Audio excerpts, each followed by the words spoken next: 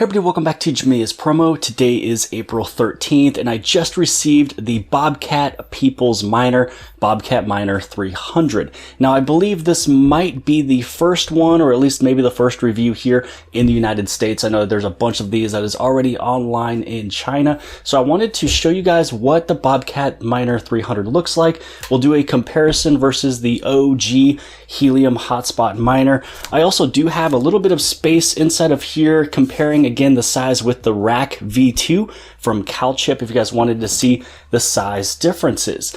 So there is a little bit of details I do want to go over in today's video, mostly just showing it off, what it looks like, the sizes, but also how to purchase the Bobcat. I know it's a little confusing on the website. And then stay tuned to the next video where I'll actually go through and show you how this miner performs. So I will be hooking this up tonight, so I can't really show you how it's performing right now, but I mean there's a lot of really cool reasons to purchase the Bobcat Miner 300. You know, some of the reasons is because of the 4 dBi antenna, the quad core processor, 64 gigs of internal storage, over-the-air updates, and super low power consumption. And also in the next video, I will show off the pairing and setup of the miner, just because this one is not located here where I am located. And really what you'll do is you'll download the Helium application, which I already have. I have two other ones connected, the Helium hotspot as well as the Rack hotspot miner. This one right here is where you choose the option of Bobcat Miner 300. You assert your location, you put it somewhere wherever it's going to be sitting,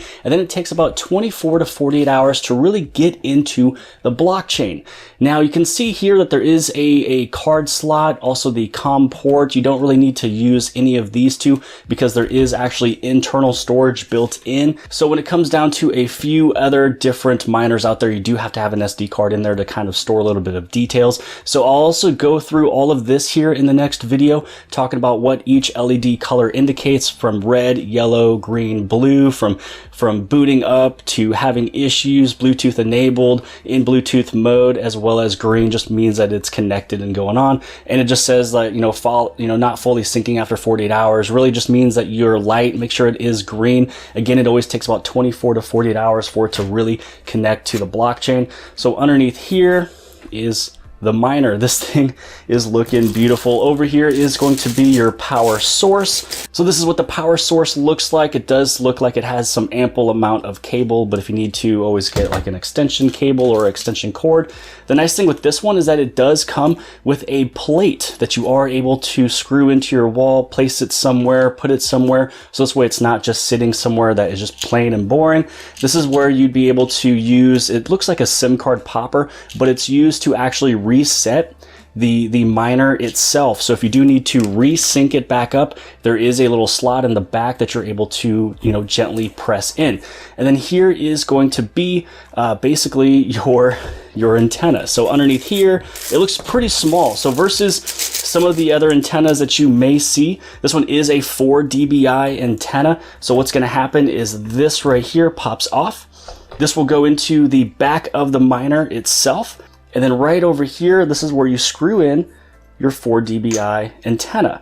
Now, what I have over here with my OG helium miner, that's over here on the right-hand side, I do have a third-party antenna that I am using. It's still a fiberglass 3 dBi antenna. It's what I really technically need, at least here in my area. Also, throw me a like and a subscription if you appreciate me unplugging my helium miner for today's video and losing the opportunity of earning more rewards.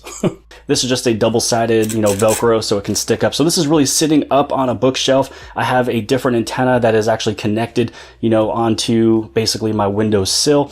On the back over here, all you really are gonna see is gonna be your power source, and then also your Ethernet cable if you do need to have a better connection in case if your Wi-Fi is not, strong enough. And then here is the miner itself. Looking very, very classy. So getting a closer look at the Bobcat, I mean, this thing is looking beautiful. You can see here around the back, this is where you plug in your antenna, which is going to be this end right here going on top of here. Just pull off this red little piece of plastic. Then this is where you have your Bluetooth reset button. Again, that little baby SIM card popper that I showed you from before. Gently press in there if you need to resync your miner. You also have your SD card slot, you also your other port, which you don't need to use either of these two. Here's your Ethernet. If you feel that you would like to have a better connection with Wi-Fi, you'd be able to plug it in. You can connect this one through Wi-Fi if you want to. So if it's close enough to your internet source, then you'll be good to go. And then here is your power source, which is going to be coming in right from there. Then right over here on the bottom, this is the thing that kind of puts it a little bit different than a few of the others I have. This is actually a mounting base. So you'd be able to push this off, and if you wanted to mount this up onto a wall or however you need to mount it, you'd be able to put it in onto the wall. You have your 2 screw areas right there. It comes with the screws inside the box, and then once it's on the wall, you'd be able to simply attach this, and then now you're running off to the races just like this, or like this, however you would like to have it all set up. And then here is the 4 dBi antenna. The nice thing that I like about this here is that it is kind of set up like my other one that I have set up, where it has a longer cable and extension of the cable itself right here. So when it plugs in, then you can move your antenna around wherever it needs to. And one thing that I did find out about this that I do kind of like is that it is magnetized. So if you wanted to magnetize this to something to give it a good connection, you know, there is a magnet that is built inside of the base, which is actually pretty nice. So, you know, when you compare it versus, let's say, the Helium Miner over here, so this one is the stock antenna, and so it just screws into the very back right there. There's no additional cable to extend it out anywhere. Now let's just say that we were to take this off, just to take a look at some of the dimensions. So first off, when we take a look at this, you can see that they're almost kind of a little bit the same size. The only thing that really makes it larger is going to be the base on the bottom. And there we go. So now we can see the size of the Bobcat Miner versus the OG Helium Miner. Pretty much almost the exact same size. I took off the base just so we can take a look at it. I do feel that it looks a little bit better, and we'll see how bright that LED is. I do know that the one that's built into here on this Helium Miner is actually pretty bright, so I have a mug sitting right in front of it, so this way I can still tell that it's green and connected, but it is actually quite bright. So we're going to see if that is, you know, how bright this one is going to be. Again, I won't really be able to show the whole setup of everything in this video. It'll be in the next video, just because I do want to show you guys, you know, how it performs after a full week, and then maybe after 2 weeks, then after a full entire month. So we showed off the size difference between the Bobcat and also the OG Helium.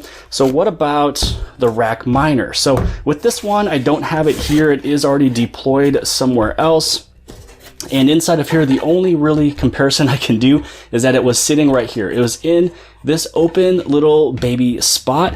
So it is almost the same size as this box right here. You can tell that they are actually pretty similar, pretty close. This one is just a little bit longer when it comes down to, you know, how tall this is right over here. So this is almost the same size, as the Rack Miner. So you can see that the OG Helium is going to be pretty much the same size as Bobcat, which I feel is going to be the same size as the Nebra. And then you're going to have something small like this that's actually made of metal, that is basically in the place of a Rack V2 miner from CalChip. So that was basically today's video. I wanted to show you what the Bobcat Miner looks like. And this is what she looks like. Looks really good. It has a base on the bottom that you are able to prop it up on a wall anywhere else you want to. It has all the ports in the back that you need. 2 of them you actually don't even technically need because of all the internals that it does have. And also too, make sure you guys take a look at when you are purchasing and buying this thing online, and as well as here is that 4 dBi antenna. So how about we head over to the website and let me show you what it looks like. So first off, when you go through the Bobcat website, this is just a screenshot from when I've purchased mine. So you can see over here that they strongly recommend the option that will instantly confirm your payment. So basically when you go through USDT, it's a instant exception, because a lot of times when you use a credit card, it may get declined. You might get a text message that asked if you did do that payment, so make sure that you do select the option. Yes, I did try to make a payment through MugglePay, but other than that, if you're using USDT and you're using the option for ERC20, you will have a $20 transfer fee. But if you're using the USDT, the TRC20, it's only a $1 transfer fee. So when you do go through and you purchase, you make sure no matter which one you are paying with, if it's the ERC20 or the TRC20, make sure you either add in 20 or the $1. Now the next screen that I do want to show you is that when it comes down over inside of this screen here, so this is where you can see that I'm choosing USDT and I chose the ERC20 right there in the middle. Now down on the bottom where it shows the USDT, they did put in the number of what it's supposed to be without any of those fees. So when you copy this over into when you're making your payment, you want to make sure that you're adding in your $20 fee as well as the transaction fee based on the platform you're using. So I use Binance.us, and so it'll show you how much the transfer or the transaction fee is. So all you got to do is just take 520 and those odd cents right there, which it does have to be the exact same. So you want to make sure that you go into adding in the 20 if you're doing it my way here with ERC20, and then you want to make sure you use and you add in the transaction fee from your platform. And this is the address that you transfer it and send it over to. So here is the last screen where you can see that I am sending it from Binance US. So there's the recipient's USDT address that you saw in the last screen. So all I did was I simply did copy and paste, and I also copied and pasted the amount of 520.64. This is the screen where you would like to add in that additional $20. So it should say 540. Then you want to look over here for the transaction fee. How much is the transaction fee? So the transaction fee would have been $16. So they would only be getting that 504. So what's going to happen is when you put in 540, you'll also add in whatever this fee is right there. And when you have it all totaled together, you'll be able to hit submit. And then you just go to the last screen and you say that you have paid for it. Now, if you have any questions on the purchasing portion of this, there's all these emails and contact information. You can contact Bobcat just to make sure that your order went through, and it should actually say that it has gone from pending to paid.